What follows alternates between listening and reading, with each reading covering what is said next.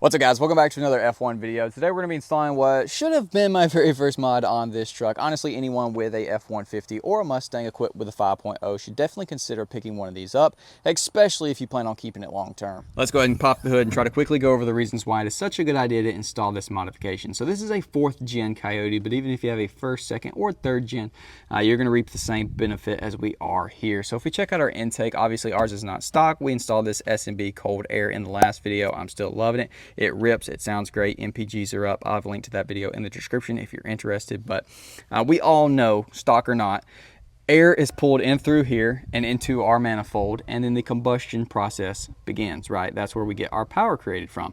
Well, if you look on the back of your intake tube, this hose right here goes to the back side, depending on your generation and Mustang versus F150 valve cover, right? Well, this actually draws an amount of clean air into the engine for pressure release or ventilation that is not used for combustion. So where air goes in, it must come out. Well, it comes out over here. Well, if you bought a Coyote for the right reason, you drive it like you are supposed to.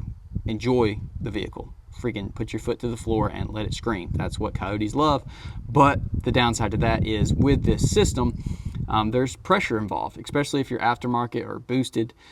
There's a lot of crankcase pressure. And so when you're spinning a lot of RPMs, you can be sending oil vapors and condensation and anything that might be within the engine through this system. And so in order to basically burn it off, it gets sent back into the intake manifold for a reburn. Now, that's all fine and dandy if you don't plan on keeping this long, or it's whatever the case. But if you do want to keep the inside of your engine as clean as possible, especially if you plan on keeping it for years or your lifetime, you need something in line here to collect all those oil vapors and liquids and stuff that are going to be sent back through here, because over time it can slime up, sludge up, gunk up your intake manifold and beyond. So basically, we're going to be installing a catch can that is going to catch that liquid and not allow it to go back into here, but allow air to go through. And so every oil change or whenever you're gonna dump this little can, it's gonna have a bunch of nasty brown or black slime in it, right? But that is a good thing, because you're preventing that from going back into your engine, and you're enjoying your motor how it was designed to freaking rip. Go out, floor your F-150. They're gonna love it. So yeah, this is something that I've installed on several different Mustangs. They've all worked really, really good.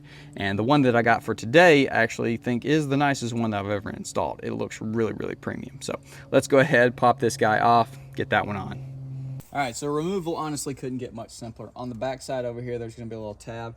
You're gonna push it up and just pop this guy, just like that. This one's a little bit more fun just to get your hand in there, but you can feel it. Just pop it up and she's off. Now what's crazy is this truck doesn't even have 6,000 miles on it yet. And you can already see that right there. That is what we are wanting to prevent from going back into the engine. Got some instructions, Team UPR stickers. Stickers are always appreciated. Got one side of our hose, other side, and then what goes in between is our catch can. So super premium feeling. I'm not sure what this guy right here, maybe that's just so you don't drop them. All right, so let's go ahead, take our catch can, and apparently we're going to connect it right here to the battery box. Absolutely incorrect tool. That will do the job. All right. So once you pull that guy free, apparently you can just mount this guy to it like that, and then you can apparently drill a hole and connect this lower part to the battery box, which I definitely don't want to do that. It says it's optional for extra security, so we'll see how floppy this guy is, but I'm thinking I'm probably not going to do that.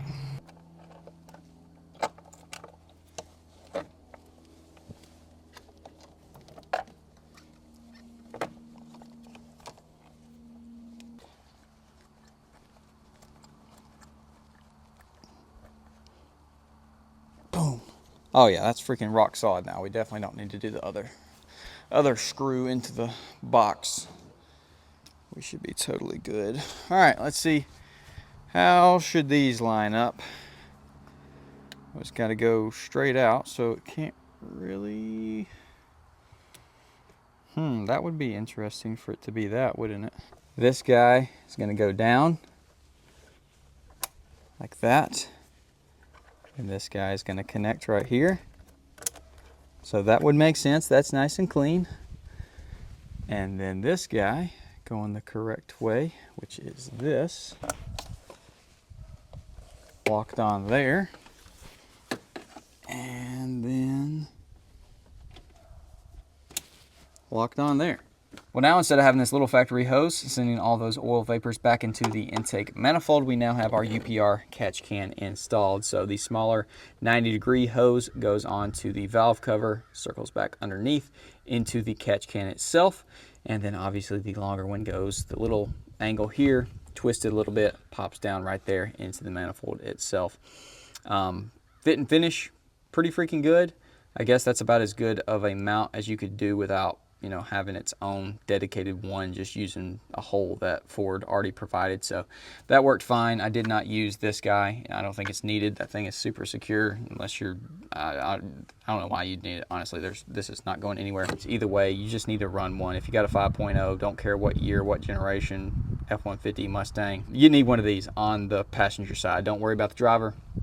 Passenger side needs one of these for sure, and they recommend checking it every 500 miles until you figure out like how frequently you actually need to check it, because different engines, different conditions, different driving habits is going to result in different accumulation of those vapors. And so you need to figure out, you know, you personally how long it takes, and you don't want to forget about this thing and think, oh, I can go the full 5-10,000 mile oil change intervals and this be full for half of that, literally just spilling into here, and it'd be worse than if you just had the stock one on there. So that paired with, if you're in a really cold state apparently that gets like well below freezing, you might want to take into consideration this is going to get some condensation in it, and so it's going to be water in these tubes in that can, and if it gets super cold it could bust them, and that not be good to have an open air unit right here. So take that into account. I can't really think of anything else, and I think it looks good, mounts good. You really wouldn't notice it unless you were looking for it. It doesn't stick out at all underneath the engine bay, and it's definitely going to work, and I promise I will show you, because I bought this regular cab standard bed full drive F-150 with a Coyote for a reason, to put my foot to the floor and have fun. Now, I don't beat it every single day, but I definitely drive it with the intent of why I bought it. So 5,500-ish miles I think we are on it now, and so we will definitely be racking the miles up, and I'll be giving y'all updates very shortly on what we do catch in here, if it ends up being worth it. I know it will be, but you'd probably be surprised at the things that will get caught in here. It's going to be gross, and so you'll see firsthand your money well spent. So anyways, there she is, boys. Hopefully you did enjoy. Definitely comment down below. Let me know if you run a catch can on whatever engine you have, what brand you use. Did you go with a UPR? Did you install it the same way that I did? And with that said, I will see y'all boys in the next one.